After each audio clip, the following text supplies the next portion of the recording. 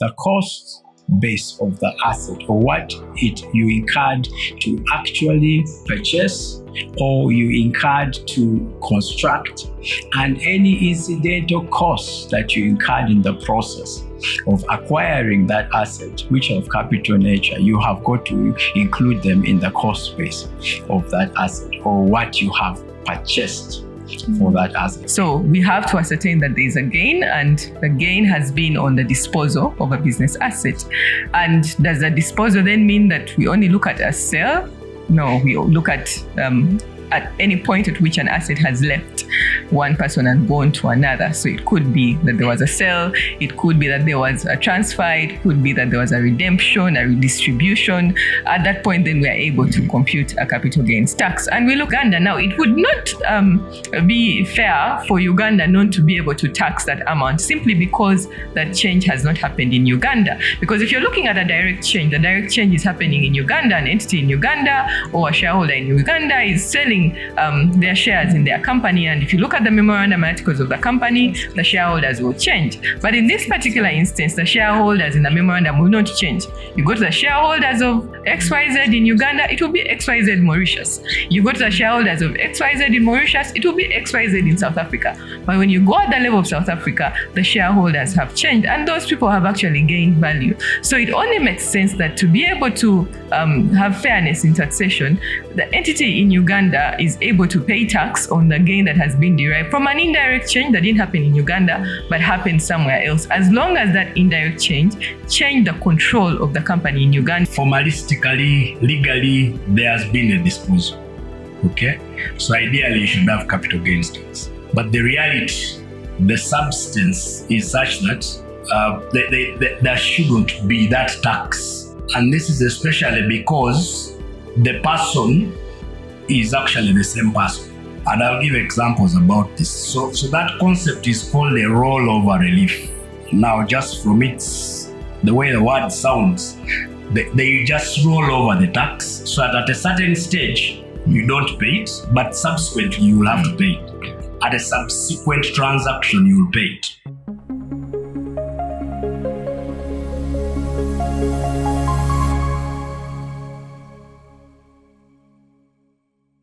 Good afternoon, everyone. Welcome to the 5th episode of the Tax Hub podcast, a platform where tax professionals and various key stakeholders sit and deliberate on important key tax issues that affect businesses and individuals alike. My name's Mbekeka Vanessa Irene Muneza. I'm a senior tax associate at AF Mpanga Advocates in the tax department. So we all know capital gains tax is, although triggered silently in the background of various transactions, has far-reaching impacts that are very expensive to businesses once not adhered to. Yeah. So have you sold land before? Do you intend to transfer shares to a beneficiary, to a spouse? Are you selling majority shareholding of your company? Do you intend to do a restructuring? If that's the case, then you're walking into a world full of capital gains tax, losses, disposals that we intend to digress into various tax implications that you need to take note of. Joining us this afternoon is a powerhouse panel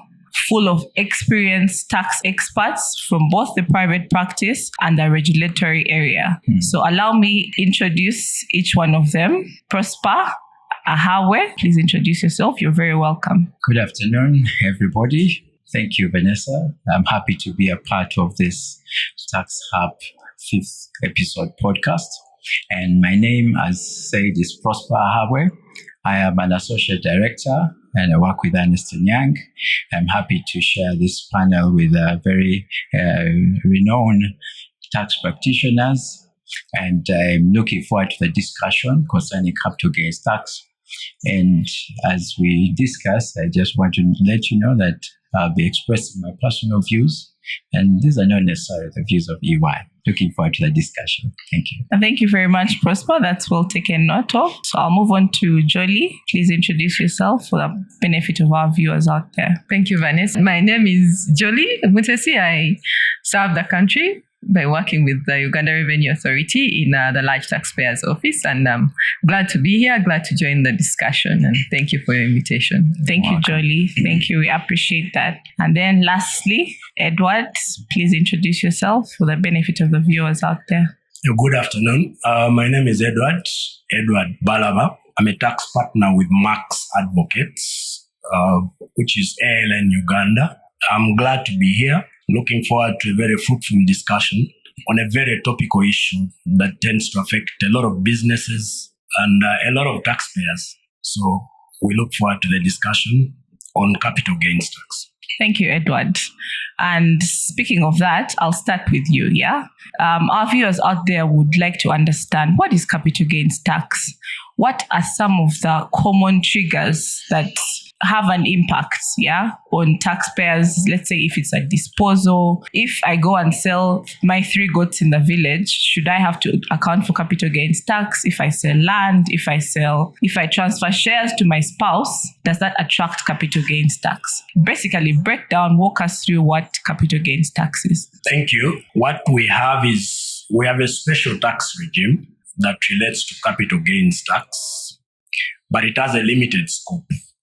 So again, elsewhere, capital gains tax may be a lot broader than what we have.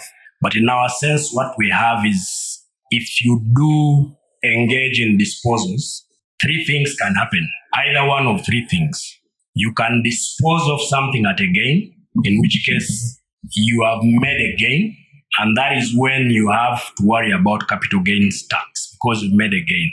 You can dispose of something at a loss, but if it's at a loss, then there is no gain, there is no income, so something else happens. So you have that loss treated differently, but not as an income to you. Or the third option is you can dispose of something at a no gain, no loss. So what essentially happens is the price at which you're selling something is possibly the price at which you bought it. So in which case then the net effect is that you don't have a gain. So those are 3 scenarios that might arise, but the one for which you're going to have to pay a tax, called a capital gains tax, is when you dispose at a gain. Now, is it everything? Is it disposal of everything? So it becomes very important to unpack what it is that will lead to capital gains tax if it is disposed. So you have, again, essentially 3 things, which if you tend to dispose and make a gain, then you have capital gains tax to worry about. So that is 1, if you dispose of a business asset. So that's important. 2, if you dispose of shares in a private company, private limited liability company. Again, you have capital gains to worry about if it is at a gain. The third is if you dispose of a commercial building. So those are the 3 disposals that are likely to give rise or trigger capital gains tax. Now, what then is a disposal? I mean, dealing with either one of those 3, what is it that will be called a disposal? So we all know the English meaning of what a disposal is. But oftentimes what we find in tax is that you might find a more extensive meaning of a word over and above what its ordinary literal meaning is. Now, one such case is disposal. So what does it mean to dispose either a business asset or dispose shares in a private company or dispose a commercial building? So the word disposal for purposes of this tax is broad. So it either means you sell, you dispose, and then you pay, or you exchange, in which case some kind of barter. So if you barter trade, so if you're going to have to exchange shares in return for say another asset, still you have disposed. Or it can be that you've actually transferred. So again, you may not call it a sale, you may not call it an exchange, but if it's a transfer, then it's a disposal. Even where it's actually destroyed. So interestingly, even when you have an asset destroyed or lost, it's potentially disposed. I mean, take an example of you've had an asset lost, destroyed, and then you've had the insurance company have to compensate you for that amount. So what in capital gains terms will be considered is that you've disposed, and then whatever it is that you've been compensated is money you've received. So we'll have to find out, is there a gain? What was its cost? How much have you gotten back? Is there a gain? Is there no gain? So it's a broad term. And now those are the express meanings. but there are even more meanings. For example, if you change the use of an asset, so let's assume something was a business asset and now you're turning it into a non-business asset. So a typical case is you possibly have a commercial building which you're turning into a residential building. So again, at the point when you're changing the use, again, potentially it's a disposal. So that's how wide it gets. If you change residence, for example, I mean, this triggers some kind of exit tax, so to say. If you change your residence, at the point when you change your residence, because you're now out of reach of the Uganda jurisdiction for tax purposes, there is a tax presumption that at that point you've actually disposed. So the whole disposal concept is one that someone ought to be very careful about. What we generally see is that someone thinks a disposal is when I have had to sell. It's when I've had to transfer. But then there are a lot of those other elements that could actually equally, give rise to a disposal and hence the risk of a potential capital gains tax. So one ought to be careful about that. The last thing you asked me was whether or not there are elements for which, or certain disposals for which you don't have taxes, or which you don't have capital gains tax. So in this area of tax, we see a bit of recognition of reality. So there are certain disposals which, from what I've said, ideally should be disposals, but then you have the law saying they should not be disposals. Of course, the ultimate effect of that is that you will not pay capital gains tax. Now, one such thing is when you transfer assets to a spouse. So we all know what you get in return for this. It's usually love and affection. So it's possibly no money. Okay? So I think the tax law is just recognizing that we need to be careful here, because not every disposal is actually giving rise to a gain to be taxed. So that's one. The other one is also a transfer between former spouses. So former, in a sense that, and this is very common at divorce or separation. I mean, you've been ordered by a court to transfer some of the assets to your spouse. So again, technically it's a disposal, but the law has chosen to say it will not be considered a disposal. The other one that is also very logical is at the point of death, and someone has to transfer their assets. So the truth is, at the point of death, you have assets being transferred to either a trustee or an administrator or a beneficiary of whichever kind. Now, the law has also had that human face to recognize that we should not be coming in for capital gains for such a transaction. So it's also not considered a disposal. The other one is an involuntary transfer. So we've had instances, for example, and we've had this dealt with by the courts, where, for example, a law comes into effect, and that law now, as a matter of law, not a matter of choice, you're forced to transfer your shares. So we had this with banks, I think back in in the late 90s. So the thing was, if you are an individual or a sole shareholder, a law was passed that you can't hold shares more than 51%. So effectively what you had to do is that you had to transfer some of your shares if you had those shares. So that happened for many banks, but it was a transfer, but it was involuntary as a matter of law. So that's another scenario where the law will not consider it a disposal. And therefore, if it's not a disposal, then you don't have the capital gains tax to worry about, especially if there is a gain to it. Of course, I can't emphasize enough, if it's at a loss, then there is no gain to be taxed. If it's at a no gain, no loss, again, the net effect is that you've not made any gain, so you shouldn't be worried about capital gains tax to be paid. Thank you, Edward. That has been very, very insightful. So what I pick from this is a disposal for tax purposes has a very wide definition. And obviously, there are some exceptions that he has thoroughly discussed, but also it seems quite mathematical. What amounts to a gain, what amounts to a loss? And that's why I want to bring in Prosper. How do I know that I've made a gain or I've made a loss? How do you calculate that? And are there any specific considerations? What are the challenges that someone might face and how to handle them? Thank you, Vanessa. Yes, there are a number of things that need to be looked at when it comes to capital gains tax computation. But as Edward has said, there must be a disposal, and that disposal could give rise to a gain. If it is a gain, it forms part of your business income and will be taxed at 30%. But if you have losses within your business income tax computation, then those carry forward losses can be offset against that gain that you have. But in terms of the specific calculation, one has got to look at the consideration, or what have I received, or what have I earned as a seller from the sale of this asset, and compare that with what I incurred when I purchased that asset. So if what I received or earned is greater than what I purchased the asset for, then it potentially creates a gain.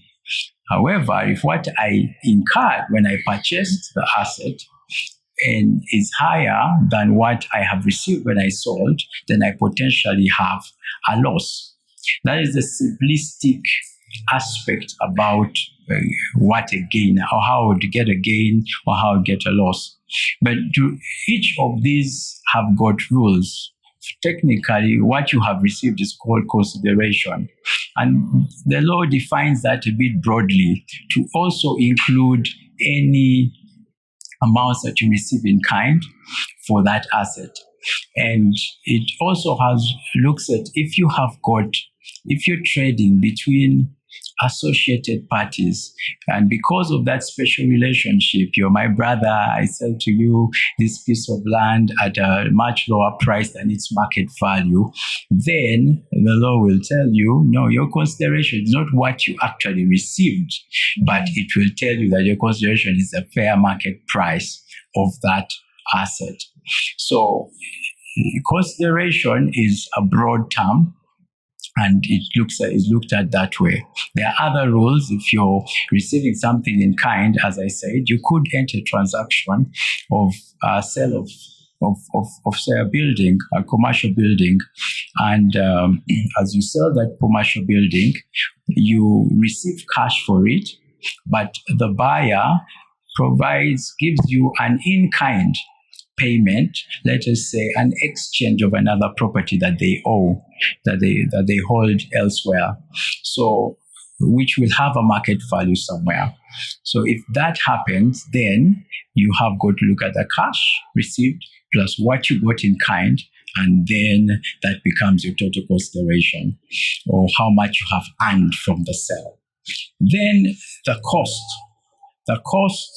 base of the asset, or what you incurred to actually purchase, or you incurred to construct, and any incidental costs that you incurred in the process of acquiring that asset, which are of capital nature, you have got to include them in the cost base of that asset, or what you have purchased for that asset. So this then sums up your costs.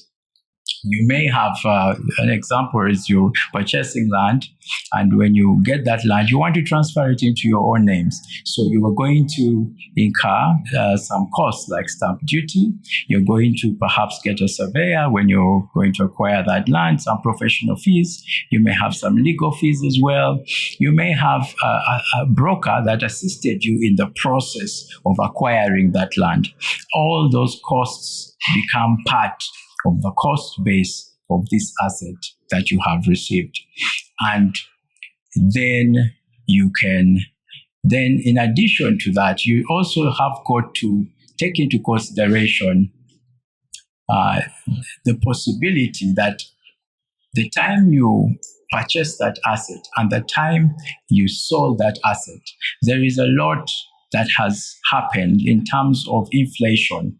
So you can index the cost of that asset to mark it up to the inflation value.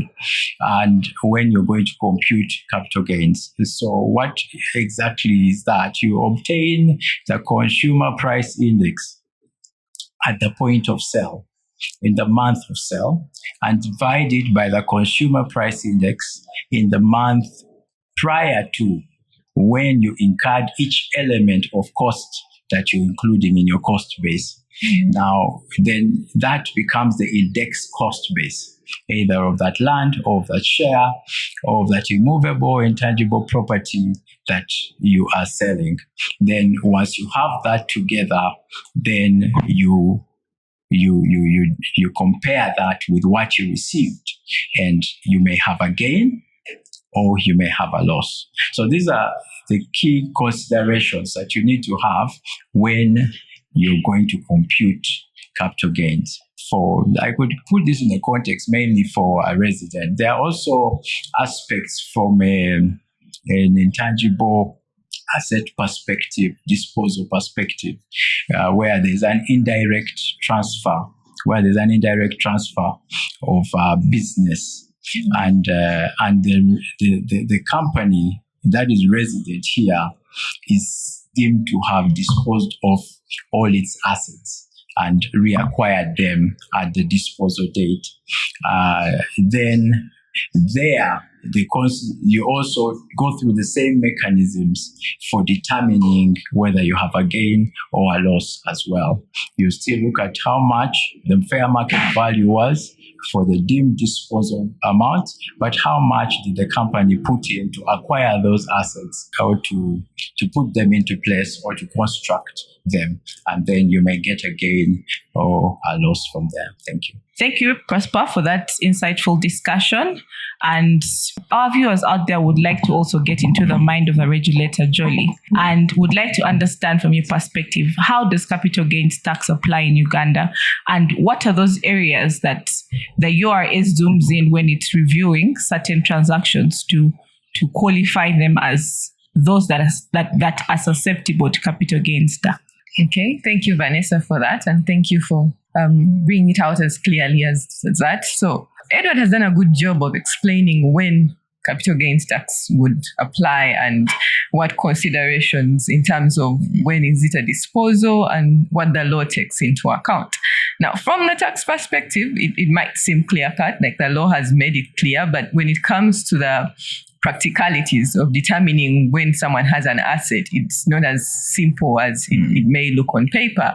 So as URA, then we have the obligation and the duty to first of all determine when someone has an asset. And if someone has an asset, then is it a business asset that is, of course, charged to capital gains tax as and when the disposal has happened. And we have to know when has a disposal happened so that we can be able to compute capital gains tax or to make the person liable to pay capital gains tax. And if you notice, most people in Uganda will own property and they will dispose of it. And until a declaration has been made, URA may not be able to determine that actually there is an asset that has been disposed of, which is a business asset on which capital gains tax is applicable. So most of the times we look at the returns that a company has been filing or someone has been filing, especially if it's a business entity or someone in business. We look at the returns filed over time and the movement in their assets as and when they file the return, so that if we find in a particular year that they had declared an asset in a previous year and then in the current year that we are looking at, that we are reviewing, that asset is no longer in their asset schedule, no longer part of their returns in their balance sheet, then at that point we can ask the question, was capital gains tax computed and was it paid on this particular disposal of the asset? But if there is no declaration for tax purposes, then it becomes very hard for URA to determine whether there's capital gains tax to pay. And think of recent people have been getting a lot of emails from stamp duty office, sending you emails and telling you, you've not declared withholding tax on the sale of a business asset. So that came in again to try and help URA in terms of ascertaining capital gains tax and enabling it to collect. Because if people do not declare it in their returns, then it might be difficult for URA URA to determine that there was an asset that was disposed. And if you cannot see it in the movement in the assets, then your only outlet or point at which you can identify a capital gains tax is when there's been a declaration for stamp duty. So we take it that when someone has bought an asset, they will want to go and transfer it to their names. And that is when, or that is the point at which then we are able to determine that, oh, there was, or there could have been a disposal here of an asset. And then the determination goes into, was it a business asset? Because capital gains tax will only apply, like Edward said, if there is a business asset. So we send out those letters and catch what we can catch. And at that point, we shall be able to collect capital gains tax. So when you say what is the practice of URA, so the practice is then that we ascertain when there's a gain, and as Prosper has ably explained, a gain is when you obtain more money or more consideration than what you actually spent when you're purchasing the asset. Because if there's no gain, then there's no tax for URA to collect. So we have to ascertain that there's a gain, and the gain has been on the disposal of a business asset. And does the disposal then mean that we only look at a sale? No, we look at any point at which an asset has left one person and gone to another. So it could be that there was a sale, it could be that there was a transfer, it could be that there was a redemption, a redistribution. At that point, then we are able to compute a capital gains tax. And we look at all sorts of business assets. Is it land? Is it a commercial building? Is it a motor vehicle? Is it an intangible asset? Because intangible assets also create value from which people can sell them and make a profit or a gain. So is it a trademark, a brand name that you've sold? It's an asset. Is it goodwill? Because goodwill is an intangible asset as well. And if we are able to pick these out, then we shall be able to compute capital gains tax and collect it as has been ably explained. Now, the focus areas then would be the challenging parts, if we can say that, in terms of tax administration, or the areas that have become a pinpoint for URA in the previous years or the most recent years. One, I would say, determining when a disposal has happened, because most people think a disposal only happens when they sell. So determining that there's been a disposal for which capital gains tax is applicable has been a sort of pinpoint area for URA. And from that, we look at any transfer of an asset, because the transfer will not only happen when there's a sale. So for as long as we can identify that there's been a transfer of a business asset from one person to another, whether the person is a resident of Uganda or a non-resident of Uganda, as long as the asset is in Uganda, then we shall be able to determine a capital gains tax if there was a gain on that particular transfer. Another pinpoint has been involuntary disposals. Like Edward explained, that if the disposal is involuntary, then capital gains tax will not apply. But at what point then do you say that a disposal is involuntary? It becomes a question of fact, and it becomes very subjective. So of recent, URA has had a lot of scenarios where taxpayers claim involuntary disposals. But involuntary doesn't stop at that. For you to benefit from that exemption, then you should have reinvested in assets of a like kind. So there's a situation where taxpayers will claim it's involuntary, but they've not completed the other end of the transaction, that they've invested it in an asset of a like kind. And in that scenario, then of course the exemption will not apply. Another area that has been a challenging or focus for URA has been determining the cost base. Because for you to determine that there's a gain, you must have a cost base, and the cost base has to be ascertained. Now, imagine trying to ascertain the cost base of an asset that was acquired 30 years ago. I mean, there's a lot that has changed in the last 30 years. Someone will have acquired that asset at, let's say, 10 million shillings. Maybe 10 million shillings at that time was a lot of money. At this point in time, it's not exactly a lot of money. So that's when you go into the computations, consumer price index, like Prosper was trying to explain. But Prosper might be able to explain that very clearly. But in the real practicalities of ascertaining that, it's not as easy. Sometimes we have to rely on information from other organizations or other government bodies. Like for consumer price index, we have to go to UBOS for those statistics and compute a value going back so many years. So that has become an area of focus, especially for disposals that are happening of recent, is when they're disposing of assets that have been held by a company or by an entity for a very long period of time, it becomes an issue.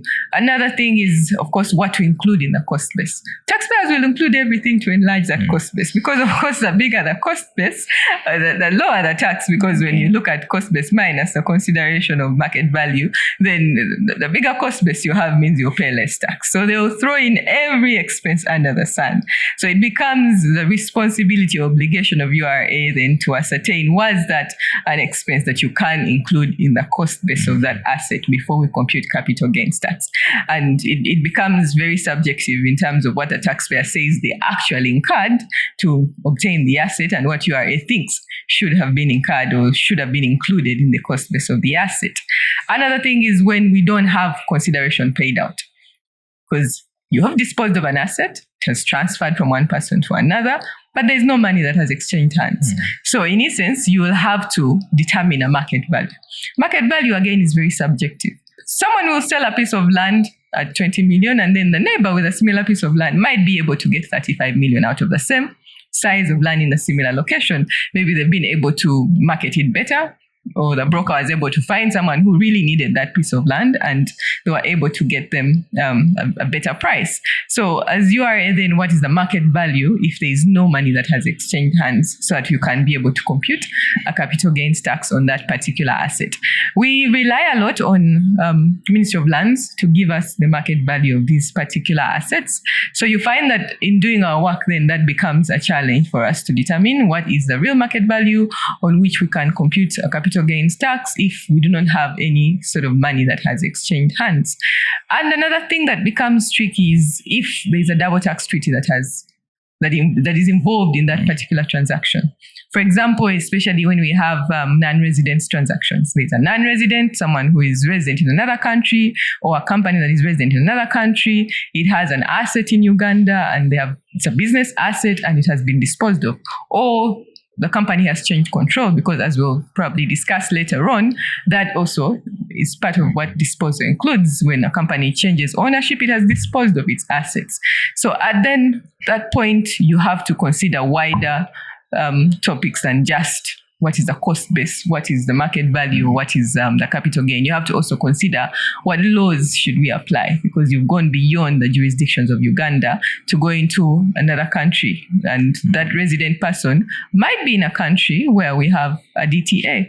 And what does the DTA say? Because then you first put your Income Tax Act aside and look at what the DTA says, since Uganda would have signed away their taxing rights by entering into that double tax treaty. So when we look at all those areas, they've become major focus areas, because again, big transactions that are able to bring in a huge amount of capital gains tax for URA then will usually involve cross-border transactions that also have an effect on our laws and double tax treaties. So those are some of the areas that we've had a lot of focus on in the recent past when it comes to capital gains tax, and that's how we apply it. Is there a business asset? Has there been gain on that asset? If there's been a gain, then capital gains tax will be applicable. If there's no gain, or if it's not a business asset, for example, if, like Edward said clearly, if it's a residential home, it's not a business asset, you're not using it to make money. If it's vacant land, arguments will come in. It's not a business asset, it's just vacant land. Depending on how URA looks at it. Did you intend to use it in business? Did you not intend to use it in business? If it wasn't intended to be used in business, then there's no capital gains tax. So is there a business asset? Yes. Have you sold it for a gain? Yes, then capital gains tax will apply, and depending on how much is taxable, URA will be able to collect that tax. So that's how we've been handling capital gains in URA. Thank you, Jolie. Just to clarify for the benefit of the viewers, what's the percentage of capital gains tax? Okay, thank you, Vanessa. So it depends then on whether the asset has been disposed of or the gain has been made by a person who is a company, or it's an individual who is in business. So if the gain is by a company, the rate for companies doesn't change. It's 30% of the gain that they've made. The gain being the difference between the cost base, or the cost of the asset and everything that they incurred to buy the asset, and then the amount that they've received, or the market value of that asset. So the difference will then be taxed at 30%. If it's an individual person who is in business and disposes of their motor vehicle that they use for business purposes and makes a gain on that particular particular asset, then the tax rate will depend on the income tax schedule for individuals. So where the asset lies in the schedule, the amount of money that you've received according to the income tax rate schedule for individuals is the tax that will be applicable. It can go as high as 40%. Thank you, Jolie, for providing that heavy clarification. What we take note of is the URF follows the kind of declarations we make, especially when it comes to stamp duty, transfer of land, and they throw a wide fishing net to see what they can catch. And unfortunately, that's not the end of it. And I want to ask Prosper, besides capital gains tax, what other taxes apply to a disposal? Thank you, Vanessa. Besides capital gains tax, there are a number of other tax considerations that a taxpayer has got to be aware of. And still within the income tax arena, if you are a resident that has purchased an asset from a non-resident person, you could be required to withhold 10% from the amount that you're paying the non-resident person. Failure to do that, you would have to personally bear that cost. So this is one of those things that you have to look at. Although the gain, supposedly you should sit with the non-resident person, you as the buyer has got that responsibility to actually withhold. But even if you are a resident dealing with a resident person and you purchase a business from them, or you purchase a business asset, which by now I believe we all understand that term, you have the responsibility to withhold as a buyer 6% from the proceeds that you're paying the seller for the business or for the business asset. So this is something the buyers need to be aware of, whereas the sellers should focus on the capital gains tax aspect and their declarations there. In addition to that, you from an indirect tax perspective, VAT, the disposal of an asset is subject to VAT at 18%, unless that asset is exempt or the asset is part of a transfer of a business as a going concern. So in that context, it would not be subject to VAT. So the transfer of a business which is capable of operating on its own would not be subject to, in this case, VAT, but just the mere disposal of an asset, if it is land and it is improved land, but we know that unimproved land is actually exempt. But if it is, for example, improved land or it's a commercial building, then you will have to put there your VAT.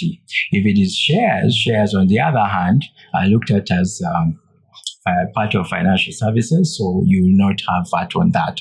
So that is a consideration a taxpayer needs to be mindful of, and there are ways you may structure your transactions to be more efficient in that sense. Then, in addition to that, there's stamp duty, which has been alluded to by my colleague Jolie here, and stamp duty will apply on a total value of the asset that is transferred. The rate is 1.5%. So of that value. So this is another area that taxpayers need to be aware of. It could impact on it's all one of the considerations for tax purposes, so to say. Thank you, Prosper. So while you were speaking, I personally was terrified at the amounts of tax that could apply to one disposal. Could you clarify, let's say if it's VAT, who is the final bearer of that tax? If it's withholding tax, who is the final bearer of that tax? And who is the final bearer of capital gains tax? Just for purposes of clarity. Yes, if it is VAT, the final bearer, VAT is indirect tax, and the final bearer of the tax is the final consumer of that product. Because if you are a taxable person or VAT registered, you have a right to claim back the VAT that you have incurred on a purchase of a business asset. You can claim it back, and you charge it if you're the seller. You charge it if you're the seller, and the buyer who incurs it can claim it back. So ultimately, when the buyer puts it to their use, business use, and uses it to generate sales, they will be charging the final consumer the sale of any good product out there. Then if it is withholding tax, on the other hand, withholding tax is just a mechanism through which URA collects income tax in advance from the seller.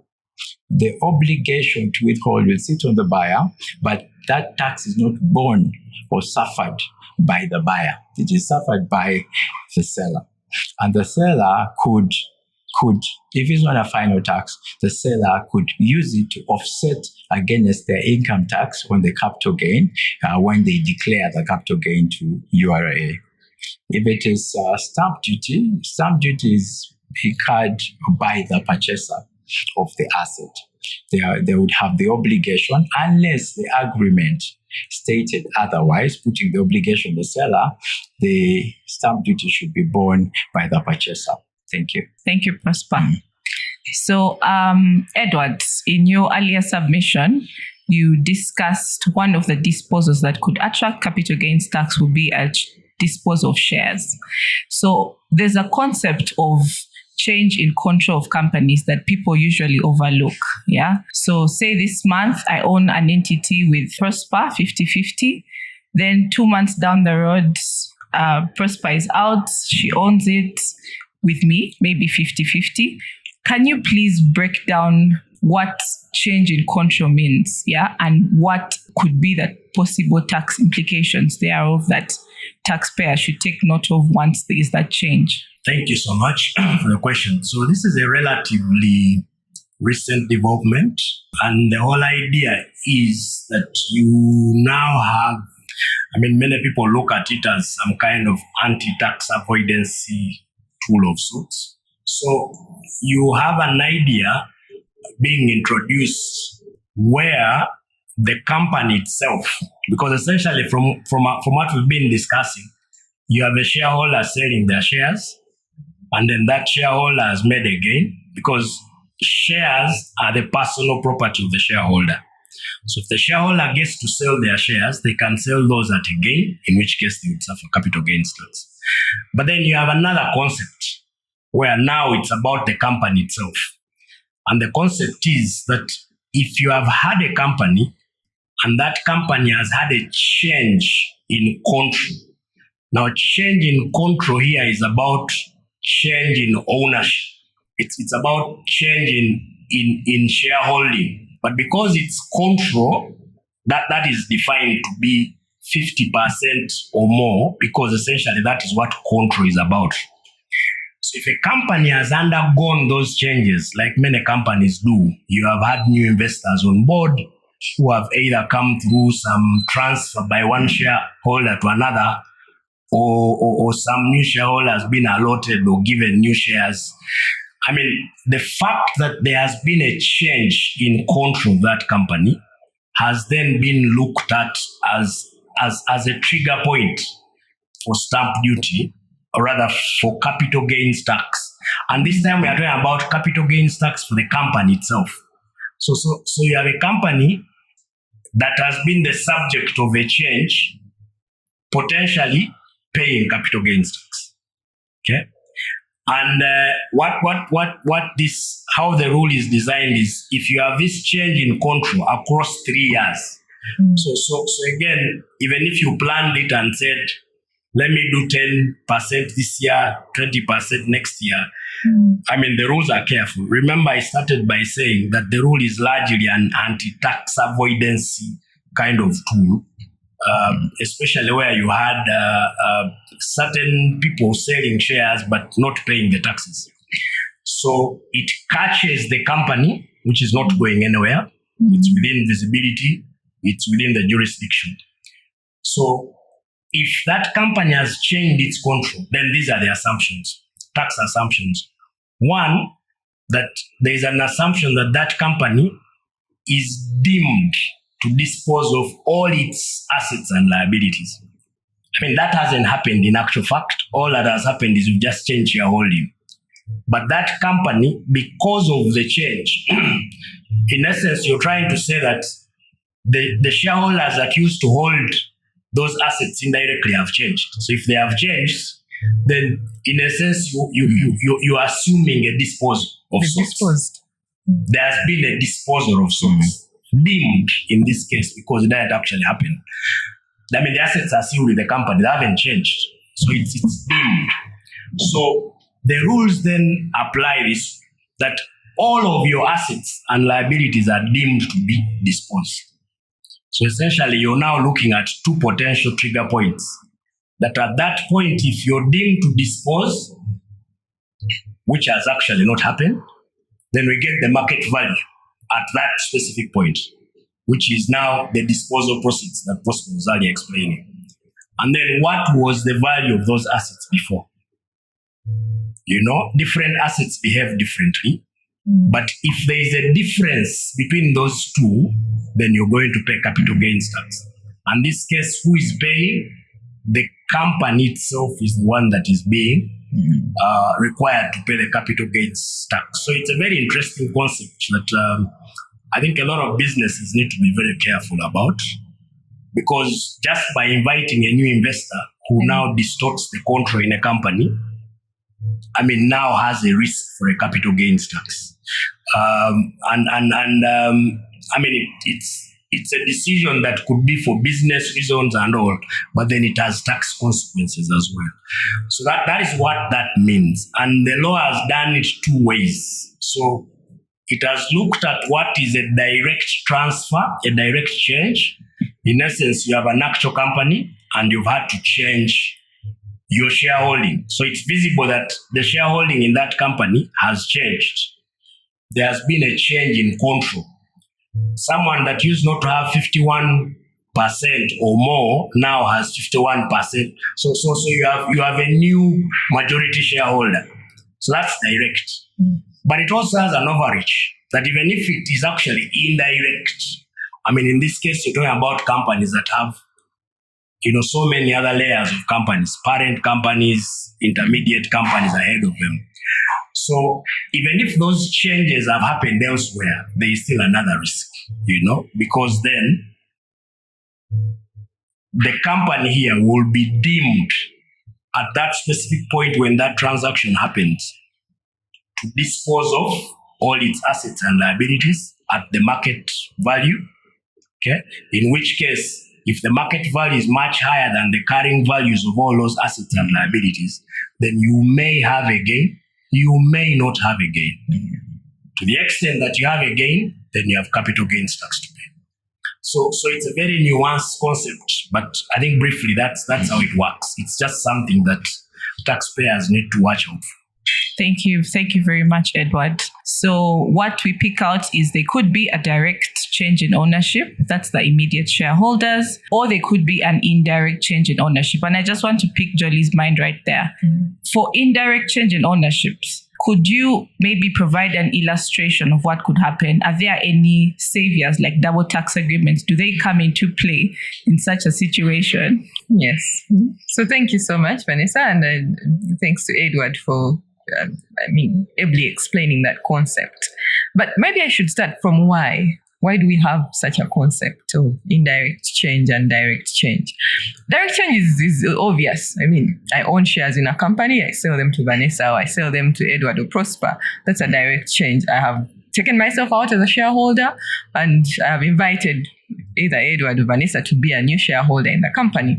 And at that point, then the capital gains would be obvious. I mean, who has gained from this sale of shares? Jolie has gained from this sale of shares.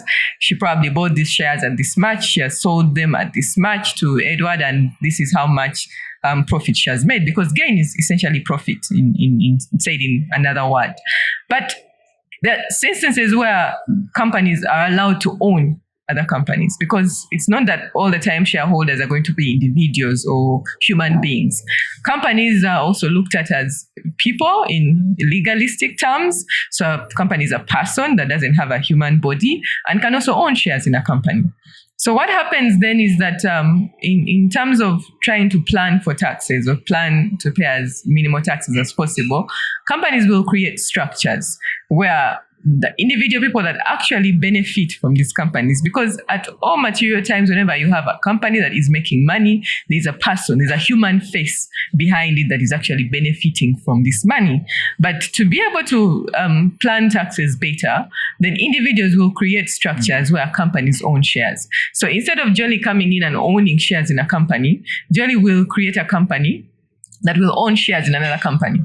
And that company will also be owned by another company. So you find that by the time you get to Jolly, you've gone through a labyrinth of company after company after company. It can be one company that owns the shares and then Jolly owns that company, or it could be 6 companies in the line that own those different shares in various varying shareholding percentages until you get to Jolly, the person that actually benefits from this entire lineup of companies that own shares.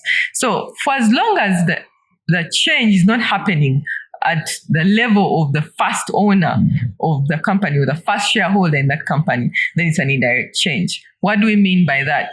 This happens where Jolly has shares in a company, that company has shares in another company, and the change happens at the level of the second company or the third company and not the real shareholder or the real person who owns the shares. So for example, if let's say we have a company, it's called XYZ Company Limited. It's a company that is registered in Uganda. It has shares in Uganda, and the shares are owned by shareholders. You'll find when in a typical structure that company XYZ is probably owned by another company.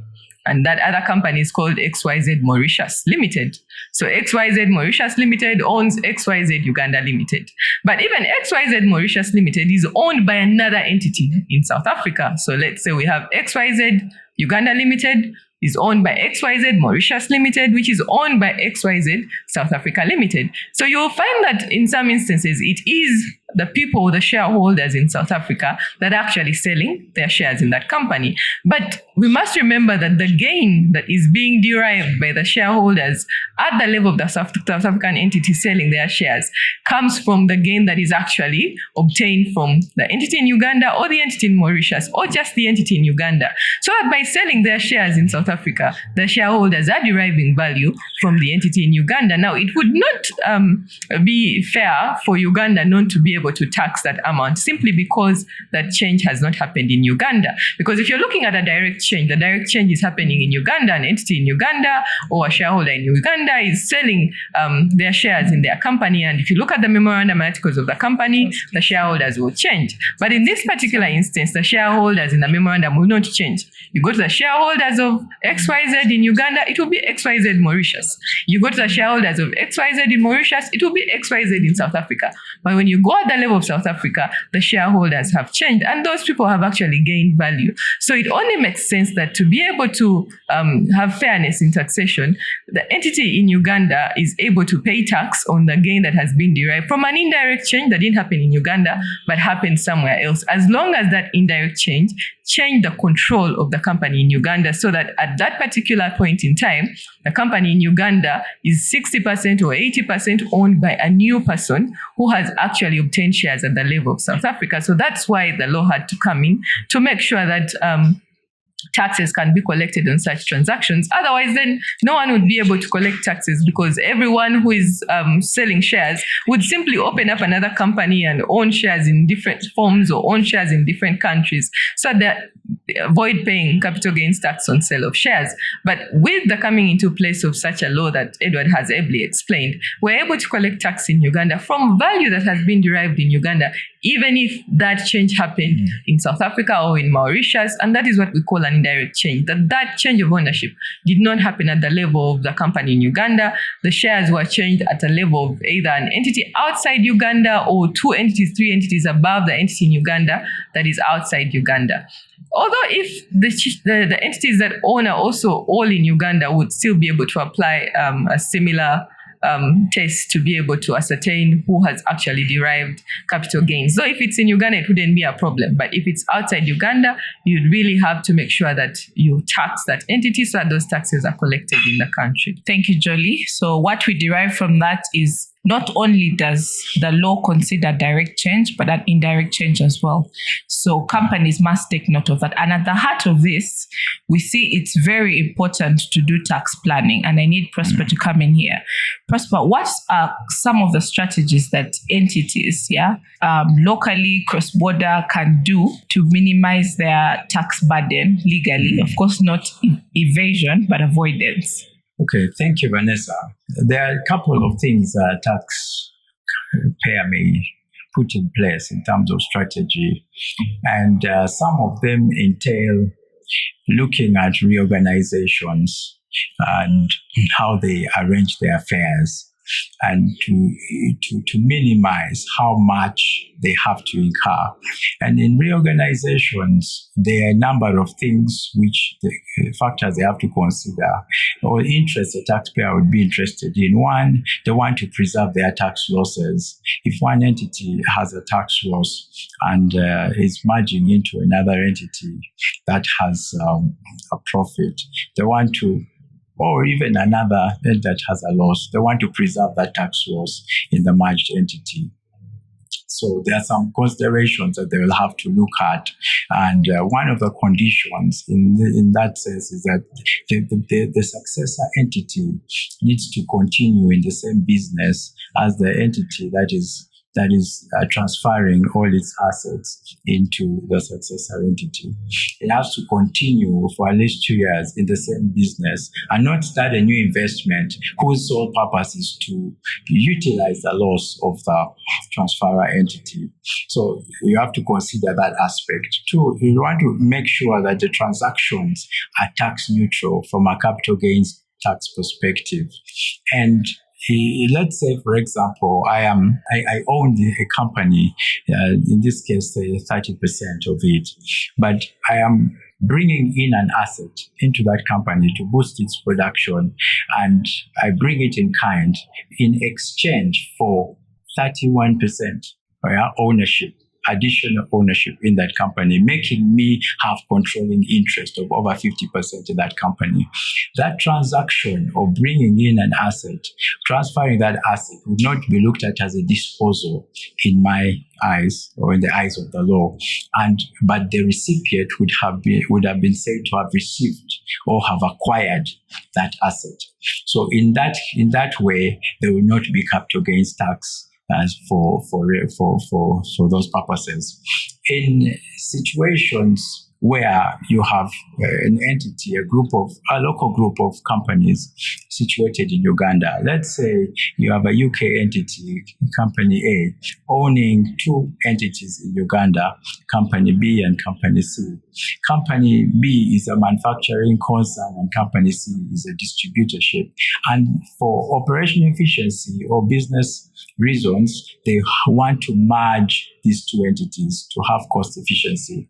You may find that the distributorship is loss-making and the manufacturing entity is actually making profit.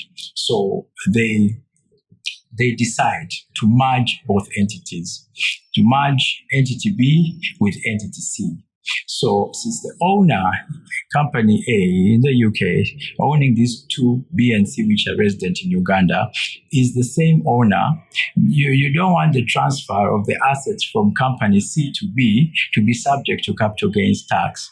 So in that sense, Company C will be transferring its assets to Company B, and along with these assets could be liabilities, could be customer contracts, could be supplier contracts and the like to Company B, in exchange for Company A cancelling its shares that it owns in Company C. Once that happens, then the commissioner, the URA, could treat that transaction as a reorganization and not give rise to capital gains tax. And the tax written down values of Company C will be carried into Company B based on the last return that they actually filed with URA, and Company B will continue to enjoy deductions from those tax written down values. Similarly, a loss from Company C will also be carried forward into company B. These tax attributes will continue. Then the withholding tax issue that I alluded to earlier will not apply because this again is tax neutral. If the ownership is over 90%, company A owns both B and C, over 90%, stamp duty of 1.5% will also not apply in the transfer of those assets as well. And from a VAT perspective, the business of company C has totally been transferred as a going concern into company B, and provided company B and company C are both tax registered at the time of the transaction, and the business that is being transferred as a holistic business, not individual piecemeal assets of company C are being transferred, but the business as a whole, its assets, its liabilities, and the attributes that actually help a business to operate. Staff could be there, staff contracts, supplier contracts, and customer contracts are also being transferred. Then that would be looked at as a transfer of goods as part of a going concern and would be exempt. I think another key thing that taxpayers need to be aware of in that transaction is that there is a requirement for both the transferor, in this case company C, and the transferee, in this case company B, to notify URA within 21 days of the transfer happening. That notification is important and is within the law for that transaction to stand as VAT exempt. Thank you. Thank you, Prosper. On that note, I think what you've tried to elaborate, I'll just pick on one issue, which is rollover relief. When you mentioned the commissioner will not deem it as a disposal, but simply acquisition. So, Edward, I want to pick your mind on the concept of rollover relief. Yeah. How practical is it? How can taxpayers benefit from it? What must you prove to be able to benefit from that? And is it an exemption or simply a deferment? Thank you. So what you have is, again, some kind of reality being imposed into the tax rules. And what that does is that there have been instances that have been identified that it may not, formalistically, legally, there has been a disposal. Okay? So ideally, you should have capital gains tax. But the reality, the substance is such that there shouldn't be that tax. And this is especially because the person is actually the same person. And I'll give examples about this. So that concept is called a rollover relief. Now, just from the way the word sounds, they just roll over the tax so that at a certain stage, you don't pay it, but subsequently you will have to pay it. At a subsequent transaction, you will pay it. So the idea is that there are cases where someone chooses to hold their assets, but in different ways. I mean, we've been talking about individuals, we've been talking about companies. So you can have, for example, someone who holds their property as a landlord. I mean, they hold their property, it's commercial property, it's a business asset, but they hold it as an individual. And then they choose to say, wait a minute, why don't I hold my property and a company? So it's exactly the same person, but now he wants to own it, but and a company. So what the law has done is to identify three key areas where things like those might arise. One is, if you have a person and that person is resident, that means is within the tax jurisdiction of Uganda, and Uganda is able to tax them fully on all their income, and that person chooses to transfer their asset, a business asset, to a company, a resident company. And then in exchange for that, the company actually gives that person shares. So it's the example I was giving, that you were holding this property as an individual, you're now holding this property as a company, but you actually are the shareholder in the company. And the test has been put at 50% or more. So if that is the case, if after that transaction it can be said that in return for your asset, you got shares, and the status now is that you actually have more than 50% of that company.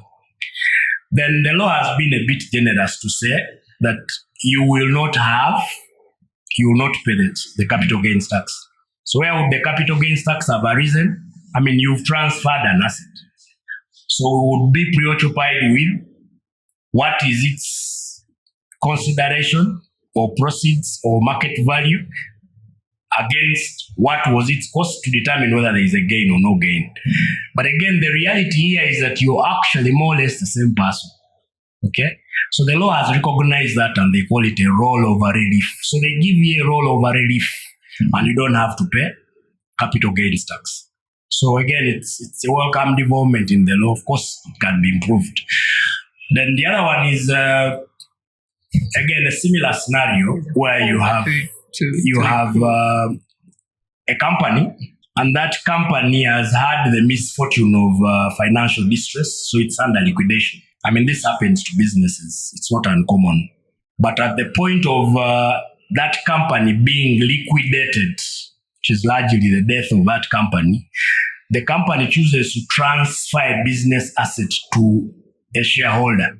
So as part of how the company is being wound up, there is a transaction where the company, in this case, a dying company, has to transfer a business asset to one of its shareholders. But that shareholder has actually been a majority shareholder. So in reality, what happens is that particular shareholder company, it has to be a company as well, was previously actually, not previously, but it's actually the majority shareholder. So again, in essence, yes, there is a transfer, there is a disposal, but it's more or less the same person. This person used to hold this asset indirectly through his company. His company now is returning the asset back to them. I mean, you would say so. So again, that's another case where the law is generous. They give you a rollover relief. So what would have attracted a capital gains tax does not attract a capital gains tax. So the law closes its eyes and considers that not a disposal, even when essentially it's a disposal. The third one, I will not belabor because it's what Prosper has been explaining, that when you have a reorganization, that reorganization is either in one company or a group of they have got to be resident companies. And the truth is, when that reorganization is happening, there is actually no actual change in underlying ownership. I mean, you're doing this for business efficiency. There is clearly no arrangement to try and it's not a tax avoidance scheme. All you're doing is, I've been holding so many companies, I want to move assets into one. Or it can be a corporate division, it can be a merger, it can be an acquisition, it can be a demerger where you're trying to break up, but it's the same thing. The test is, there is essentially no change in underlying ownership. Again, the reality here is something the law recognizes, that yes, it would have been a disposal, but in actual fact, in actual substance, the actual owners, the underlying owners are significantly the same. There is no change in substantial terms, and the only change that has happened is one of form. So a different company now exists in place of another, or shares have been moved around. So those three are the instances where you have that benefit of a rollover relief. So again, we could add that to the list of the times when you should actually be paying capital gains tax, but then the law has excluded and made sure that you don't pay it. And to specifically clarify, it's not an exemption. It's a deferral. It's a rollover. And there is every effort when it comes to the computations to ensure that that value is actually preserved and taxed subsequently. Okay? So that is that's the concept in a nutshell. Yeah. Thank you, Edward, for that elaborative explanation. So we've come down from discussing what applicable taxes are there to disposals. We've discussed strategies and basically for better tax planning. So just to get a one-liner from all of you, I'll start with Jolie. What would be your advice to, let's say, a taxpayer who wants to dispose of an asset maybe do a restructuring of their entity. Generally, what would be your tax advice to them to allow them pay the right tax or mitigate the tax legally? I'm not sure I should be advising on how to mitigate the tax, but yes, so anyone that really wants to do a reorganization or wants to restructure their company, of course, has to be alive to the laws that talk about capital gains and be alive to what then amounts to a disposal. So I would advise that in such scenarios, if a taxpayer needs to dispose of their asset, the first thing they need to do is make sure that they have their paperwork. Okay, evidence. Because when it comes down to computing cost base, if at all there is a gain to be computed, there is a lot of emphasis on what you can prove went into the cost base of that asset. So one of the things I would advise taxpayers is to make sure their transactions are documented so that they're able to bring proof of the expenses that they've incurred or what goes into the cost base of the asset so that they're not unfairly taxed or pay taxes much more than they would have paid. The second thing is to make use of what the law gives them in terms of exclusions or exemptions to capital gains tax. So if you actually are disposing, know what laws apply, because sometimes they don't do these things because they don't know. There's a lot of taxation that happens in Uganda out of ignorance, as opposed to outright non-compliance or outright desire to evade. So one of the things I would then advise is make sure you know what laws apply, how else you can make use of that asset in a way that then makes it excluded from capital gains. Can you then reinvest the amount in a similar business so that you don't have to pay capital gains? Yes, look at all those generally available avenues for you to pay less tax than you would have paid.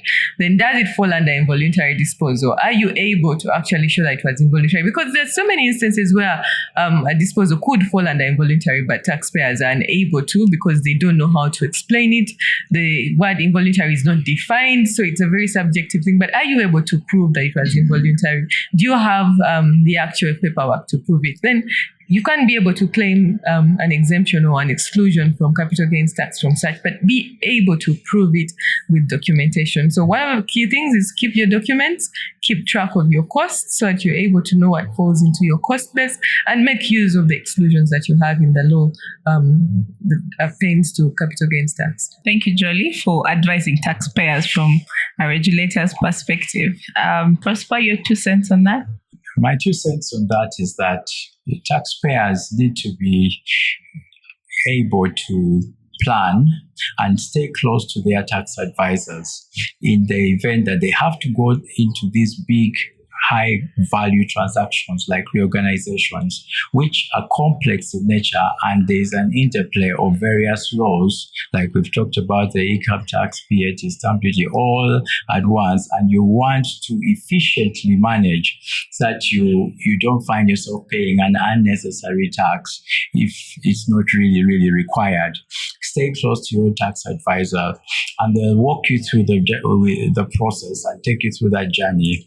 And you'll be able, like if you need to get a private ruling from URA that your transaction is indeed a reorganization, they can support you in that process. If you have got to then implement, it's one thing to have a ruling and it's another thing to implement that, because you have made a proposal of how the merger is going to happen, and how you actualize that on the ground will matter the more, because URA tomorrow will come and do an audit, and it will be important that you have the right documents in place, merger agreements consistent with the proposals you put before URA, and you have aligned board resolutions, are aligned with what you said you are going to do, and that you're doing it in the proper way to be able to mitigate the risk of you are saying that this ruling cannot hold and we can't be bound to it because you change your facts. So I think the application or implementation phase, it becomes even more critical for taxpayers when they are going through these high value transactions. And that's what I would advise them to do. Stay close to your tax advisors, inquire as much as you can, and let them support you through it, along with your lawyers as well in terms of drafting those agreements that are aligned with your merger proposal or reorganization proposal. Thank you. Thank you, Prosper. Edward, as a very experienced tax practitioner, what would be your advice? It's a fairly complex kind of, structuring, like you've used it, is actually the right word. I don't know many areas of tax that, literally require structuring. Like this one. So taxpayers ought to be keen to know that it may not be, a transaction as easy as just selling your land, will actually need a lot of input, from your tax advisor. Because you've had the long list of potential taxes. They could either be borne by the purchaser or the buyer, but you can potentially have withholding tax, value-added tax, capital gains tax, which if you're an individual can even go up to 40%. So they ought to be extremely keen to actually know that it's important. It's important to identify those potential tax risks. It's important to structure. If there is room for a benefit, either rollover relief, you've got to plan for it. Things like timing are very important. You could do exactly the same things, but in terms of how you order them can mean whether you get into the rollover relief or not. An example is if you're told that immediately after the transaction is when you should have the majority shareholding, but you go ahead and have the majority shareholding before the transaction, you will not be entitled. And that's just a question of structuring and planning to say, it's after I've had the transfer of the asset that I should then proceed to have the majority shareholding, because the shares have got to be in exchange for the asset that you're transferring. So I think the emphasis and what cannot be emphasized enough is, you need your tax advisors, and they can ably help. In that regard, with these issues, and then you're able to know, are there things to take advantage of, or are there taxes to pay, and then you can comply with your tax obligations, and the Revenue Authority will be pleased with your tax compliance. All right. Thank you, Edward, for that. So the reason why we do this is obviously to create awareness of our obligation as citizens to pay tax, but also the right tax, and also create an effort to improve our tax system and regime.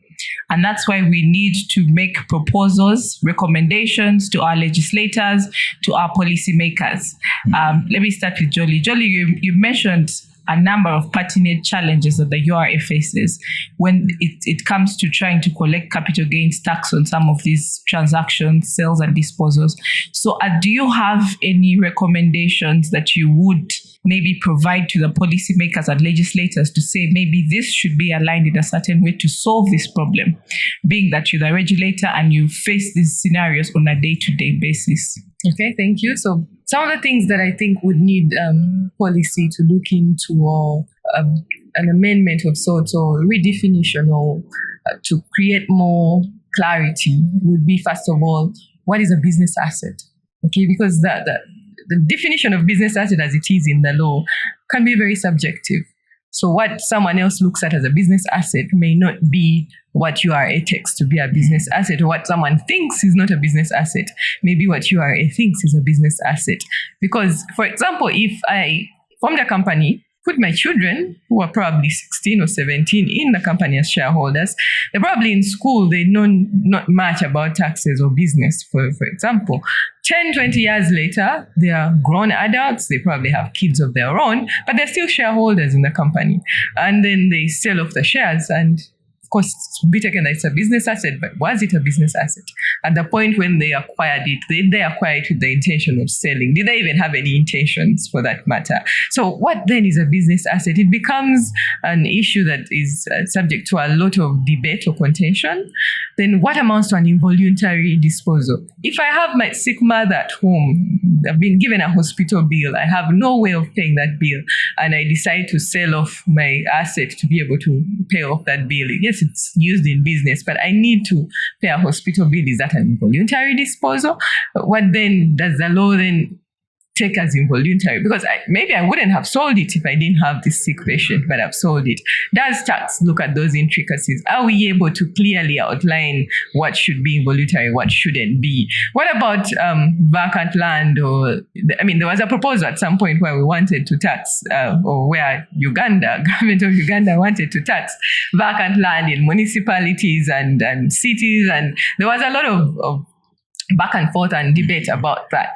But can then we say that someone who has an asset that they've held in business and they need to sell it off to make more money is going to be taxed?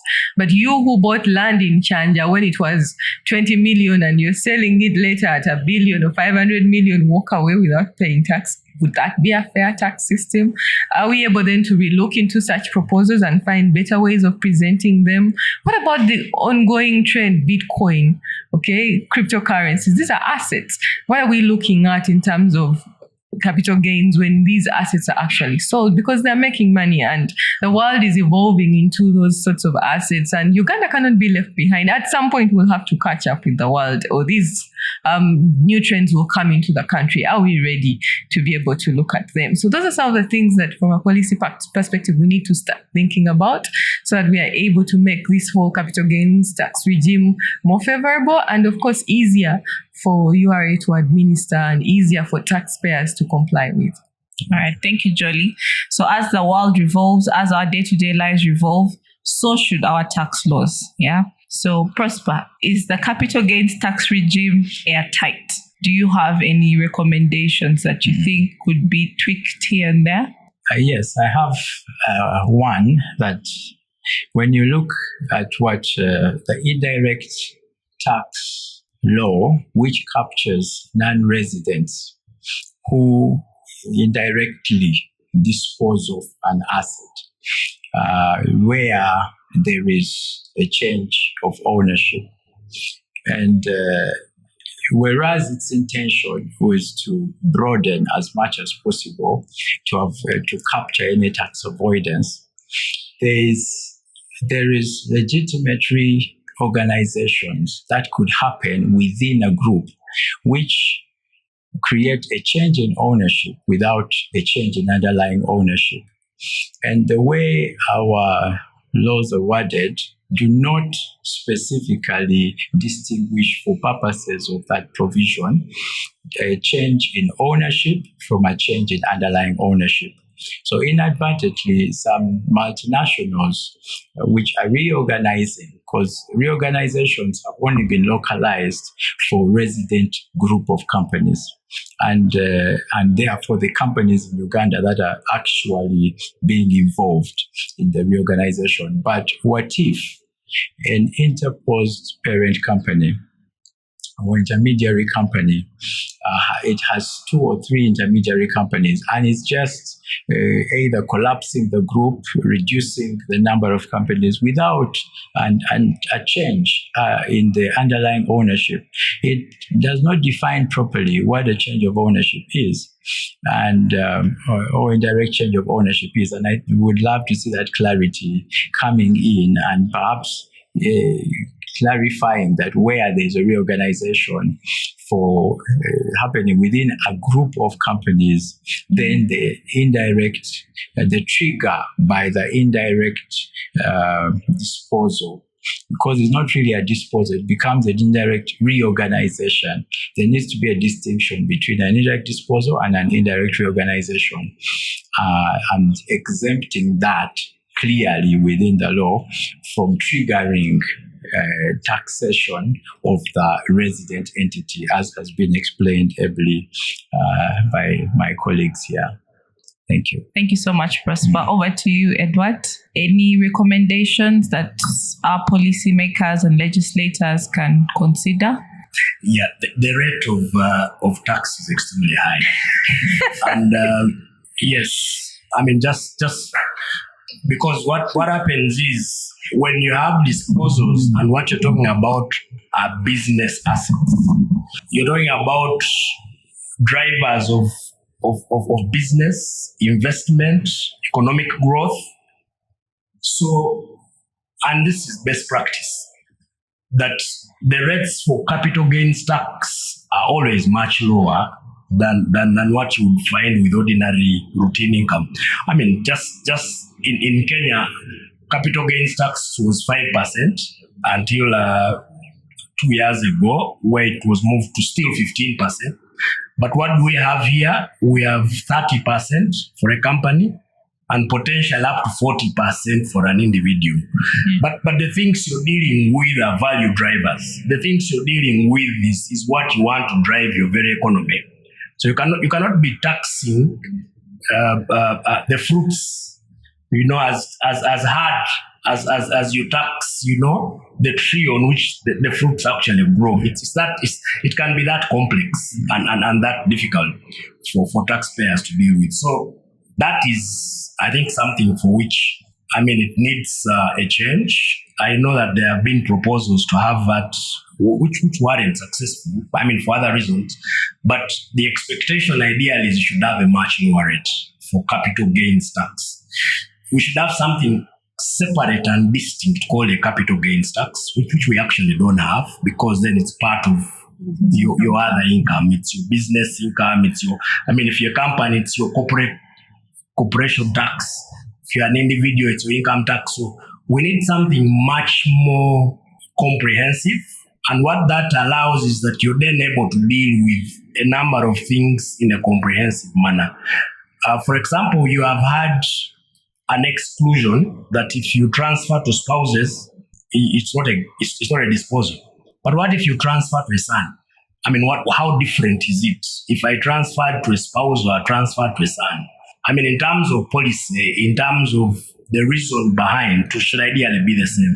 Because again, where you find in other capital gains tax regimes elsewhere, you will find that transfers to immediate family are not recognized. Because if you're transferring to your children, transferring to your spouse, you're most likely not getting any gain. Okay, so that is something that needs to be addressed. And again, the exclusions can be broadened. I know there is a bit of rollover relief, but it's so limited.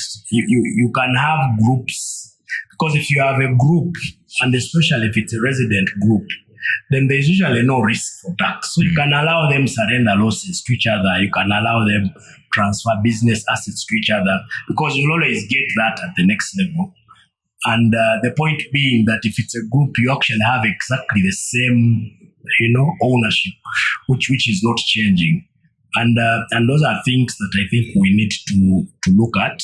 And incidentally, if that is done, lower rates and all might even just help with the tax collection, because then everything will be streamlined and largely acceptable. So you drive tax morale, you drive tax compliance, because it's a tax that is within acceptable levels. Thank you, Edward. We believe our policymakers are watching and they've taken note of that. So to wrap this up with a ribbon,